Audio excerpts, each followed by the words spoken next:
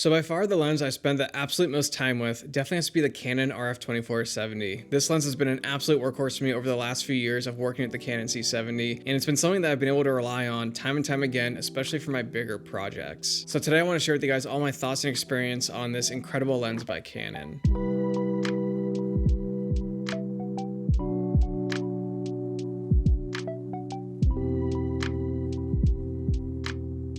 So starting out, you can get this lens brand new for $2,400, which is pretty steep, all things considered. But thankfully, there's a really solid used market, and if you can do your research, you could probably find one for about $1,400 to $2,000.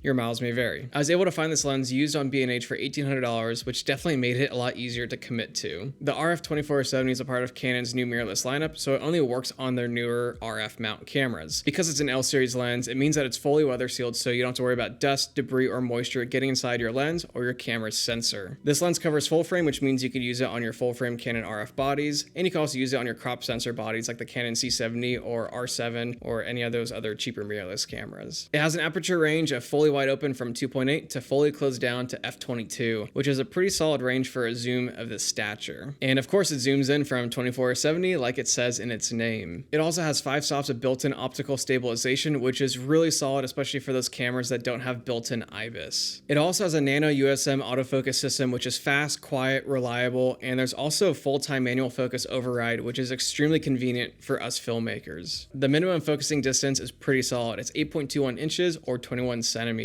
On the lens, you have 3 different rings. You have a zoom, focus, and control ring. You also have a handful of different switches as well. You have an autofocus and manual focus switch, a stabilization switch, and you also have a lock switch that locks down your lens at 24 millimeters, so it makes sure that when you're traveling, it doesn't creep out and get knocked around. The zooming and focusing on this lens is really smooth. The focus ring is a lot smaller than the zoom ring. I wish it was kind of switched, but it's not the end of the world because for the most part, you're probably going to be using autofocus with a lens like this. And with that third control ring, you can remap that to a handful of different settings like white balance, ISO, aperture, or select subject. So there's a lot of opportunities to customize this lens, but for me personally, I treat it as an aperture ring just because it's the most intuitive setting to have on there. Alongside that, this lens features an 82mm front filter thread, which I personally appreciate because all of my lenses max out at 82mm. For the majority of photo lenses out there, you'll find that 82mm is probably the max, so I always recommend buying the biggest filter size that you'll encounter and then get step-up rings for your smaller lenses. So with this lens, I can use my native filters without any step-up rings, which means if my filters are small enough, I can use my lens hood with them. So this is great for you mirrorless shooters out there that need ND. Get yourself some fixed slim NDs, and you can also use your lens hood to cut out some lens flare. And alongside all that, this lens just feels great in hand. It's pretty heavy at 2 pounds, but it feels sturdy and high quality. These new RF lenses definitely feel way more refined than their older EF counterparts, and these lenses are definitely in line with the newer tech inside these new mirrorless bodies. So if you want the best of the best, you definitely got to go RF, especially if you're on the Canon R5, R6, R5C, C70, and whatever else new RF camera they come out with. Overall, there's no complaints with the build and design and the features of this lens. If there's one critique, I wish that Canon would update this lens to be like the new Sony 24-70 G Master 2, where they made it smaller with a built-in aperture ring. Outside of that, there's really no major complaints of this lens, and it's pretty solid. So when it comes to the focal range and aperture of this lens, you're getting a pretty solid combination. A 24-70 is probably the most versatile run and gun solution for a lot of people out there. And with a 24-70, you're essentially getting 4 lenses in one. You're getting a 24, 35, 50, 70, and in between. Of course, 70 isn't as tight as I'd like it for a proper 4-lens kit. I like it to be like an 85, but I know it'll make this lens heavier, more expensive, and bigger. And at the end of the day, 70 is often tight enough sometimes. For me personally, with every camera system that I invest into, I always need to have a 24-70 just because having that kind of zoom range allows me to do so much with just one lens, which makes my workflow a lot quicker and smoother. I find the 24-70 to be absolutely essential for really any kind of run and gun scenario, from weddings to event work, docu-style stuff, and even some commercial jobs. The only bummer with this range is when you're working with the Canon C70. Because it's a crop sensor, you're dealing with a 1.5 crop, so you're essentially getting a full frame equivalent of 35 to 105, which for a lot of people is a big no-no because you want to shoot fully wide like a 15 to 35 or an 18 to 35. But for me, I enjoy that longer telephoto photo range, I find it to be more useful getting close-ups and mediums and long establishing shots instead of having a true ultra wide lens from 15 to 35. 35 is often as wide as I need to go on the Canon C70, so it ends up just being a pretty solid setup for me. The constant aperture of f2.8 is welcomed as well, just because you're able to let so much light in. I personally don't shoot stop down as much as a lot of other people. I shoot between f4 and f8, kind of depending on what I'm doing, but there are those moments where I need extra light hitting the sensor, especially when it's sunset or sunrise and there's just not that much ambient light. Having f2.8 is nice because I get that extra stop of light going from f4 to f2.8, but that means you're getting a heavier lens, but then that also means that you're probably getting better glass. Most camera manufacturers put their best optics inside of these lenses that have fast apertures, so it's pretty great to have. The Canon C70 doesn't have the best low light, so having a lens that lets more light in is a welcomed addition, and I think I could get by with an f4 lens on the C70, but there are those scenarios where f4 just doesn't let enough light in, and now I just have a noisy mess, and I'd rather just shoot on my Sony anyways at that point. So yeah, f2.8 is pretty solid. I don't shoot wide open all the time with it.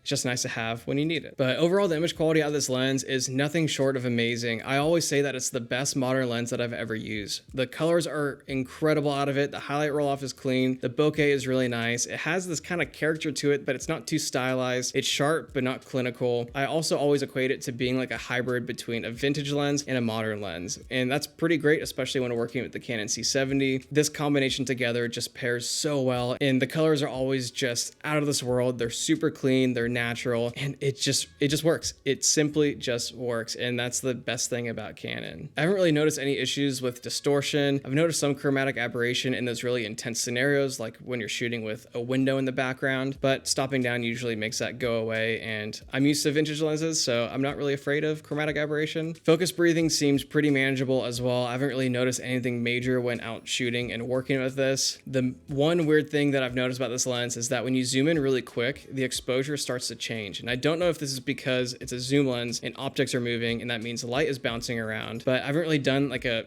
true concrete test to see if the exposure actually changes when you go from start to finish. Yeah, there are those moments where it's like, huh, that's weird. Like my image kind of looks darker, I think. Something to keep in mind, it hasn't affected any of my client work, so it's not a big enough issue for me. Alongside of that, this lens has a very unique green flare, which you kind of love it or hate it. I'm definitely in the camp of wanting warm, elliptical, rainbow flares that are really dreamy and wash over the whole image. This lens definitely has a streaky, orbital, green kind of flare going on, which is pretty in line with a lot of modern lenses on the market. And at the end of the day, it's a modern stills lens, so you're not trying to get like this vintage characteristic out of it. If you want some flare, go vintage, get Ingenues, get Leica R, Canon FD. It's definitely like a different mindset when working with this lens. So I'm not flare chasing with this. If anything, I'm trying to shield the lens off and not make it flare. But yeah, this lens performs extremely well, as you can imagine, for a $2,400 modern stills lens. There are some opportunities for lens corrections inside your Canon bodies. I haven't used them on the C70 because I haven't really felt like it's needed it. I think for photographers, you'll primarily be using these lens corrections, and I've heard it makes the lens even better, so I kind of find that as a bonus. But the optical performance from wide open to stop down to zoomed in to zoom out to the center of the frame to the corners, everything just feels really dialed. There's no major issues that I've noticed with it, no weird focus fall offs or weird edge blurs. In the real world scenario, it's an incredible solid lens that's not going to offend anyone. If you're looking for a clean and neutral look that's going to pair well with your Canon bodies, it's it right here. This is the one lens you need to get. These Canon RF lenses are worth their weight. They're just really solid, and they provide a really nice image quality, especially when paired with that Canon C70. And one of the main things that I love about this lens is that built-in optical stabilization. The Canon C70 doesn't have any built-in IBIS. It only has digital IS, which I always run away from just because I don't want a computer inside my camera dictating the stabilization and then having all that burned into my file, and then now I'm screwed. But having lens IS is really solid because you can either turn it on or turn it off. But majority of times I leave it on just because it allows me to take away those micro jitters, especially when running a stripped down setup with the Canon C70. And you can definitely see a difference comparing side by side with stabilization off and on. It really takes away those micro jitters that are kind of unfortunate to look at. And that's the only bummer with my vintage contact Zeiss lenses, because they're so light and there's no IS. They do jitter a lot if I'm running a very light setup. So when I'm doing those projects where I want smooth side to side footage or just really clean handheld footage, a lot of times choosing the RF2470 just makes sense because of those 5 stops of image stabilization. Just makes things a lot smoother and cleaner, and I deliver a better product. For focusing, it's extremely fast, reliable, smooth, and it's honestly really nice to work with. The autofocus is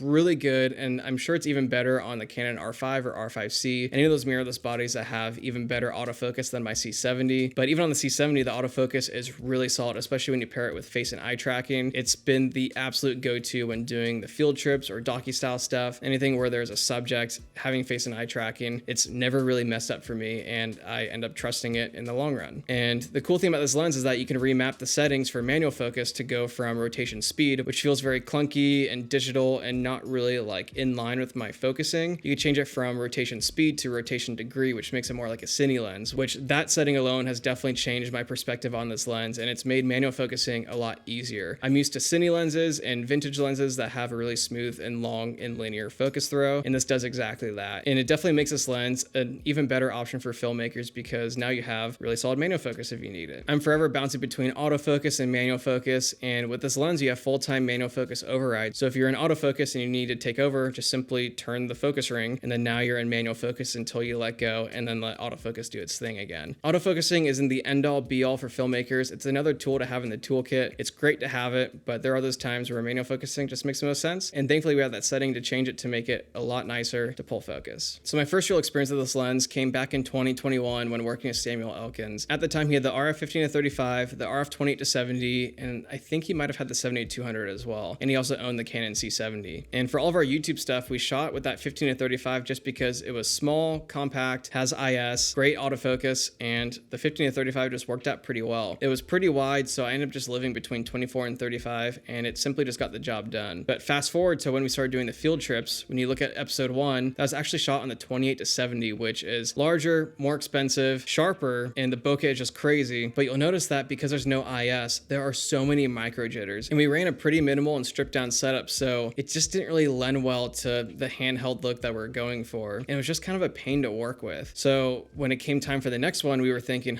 well, we enjoy the focal range on that 28-70, but we enjoy the IS and the size of the 15-35. So let's just rent the 24-70. So we rented it for episode 2 with Jared Chambers, and I shot that entire video with just that one lens. And because I live between 24 and 35 on the 15-35, it was a no-brainer to stick to the 24-70 because 24 on that lens is as wide as it goes. And having that extra range of 70 just made for a lot of options for different compositions and giving us more variety to just have a better video. And since then, I immediately fell in love with the 24-70, and Sam ended up picking it up, I think somewhere down the road, and that became our go-to for everything that we shot together. So when it came time for me to buy my C70, I knew in the back of my head that I wanted to pick up this lens because I knew how much of a workhorse it could be and how much of a workhorse it actually was. And I struggled back and forth because I didn't want to spend that price tag of $2,400 or even $2,000 on a modern lens when I just wasn't really like fully committed to the modern look. I was looking at the Sigma 2470 EF, the Canon 24-105, Canon 2470, all with the focal reducer, but I knew if I wanted the best IS, best autofocus, and just overall best experience with the C70, it just makes sense to get a lens that is designed and built for this body. So I eventually pulled the trigger and threw it into my workflow, and it became something that I could rely on for a lot of my projects, and it immediately became a workhorse and something that I could trust. I've used this lens across the board from YouTube videos, weddings, event, docu-style stuff, and the biggest job I've ever done,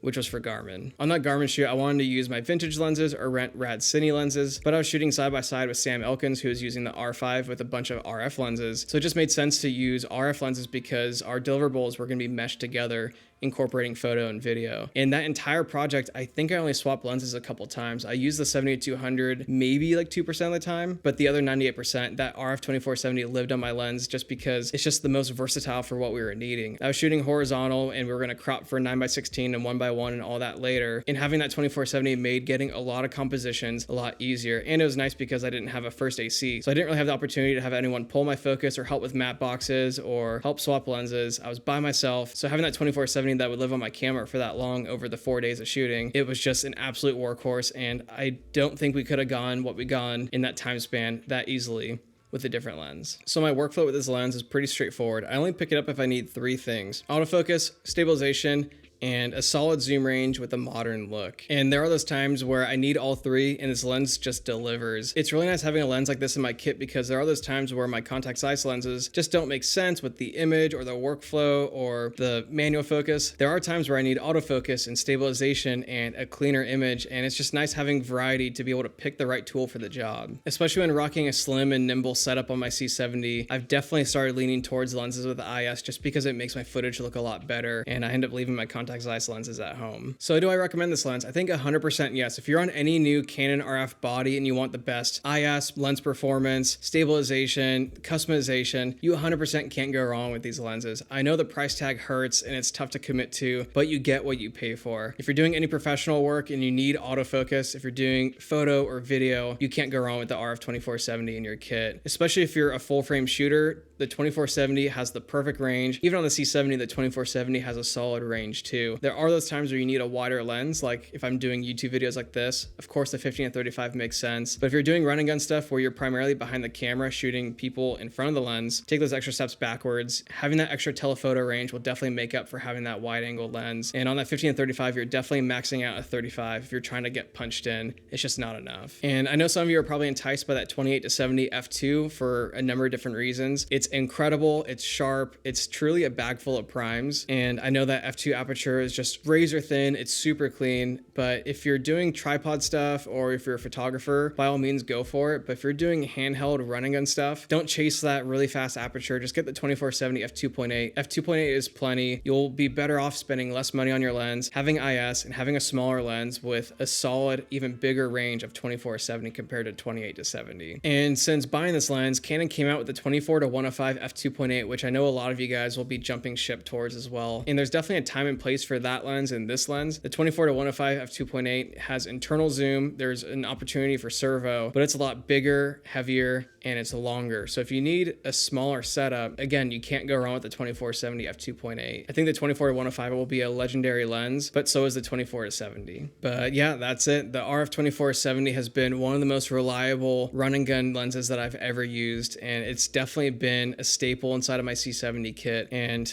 so much so I've been able to trust it on my biggest projects. The image quality is just so good out of it compared to other modern lenses, and especially when you combine it with the C70 and hopefully new Canon RF cinema cameras down the line, you're gonna get an image that is just so clean and neutral, and the colors are all just so good. But yeah, this lens has been amazing to own. Unfortunately, I did sell it off because I did sell my C70, so I moved to a new camera system and I won't need this lens anymore. It was a tough decision. It's just how it goes. I'm not married to any of these systems. I don't mind switching things up when I have to, but for the time being of owning the Canon C70, I wish I bought the RF 2470 right when I bought the C70 because it would have made a lot of projects a lot easier and smoother. So yeah, if you guys have any questions about the RF 2470 or anything else, feel free to leave them down below. And yeah, if you enjoyed this video, feel free to leave a like, and I'll see you guys in the next one.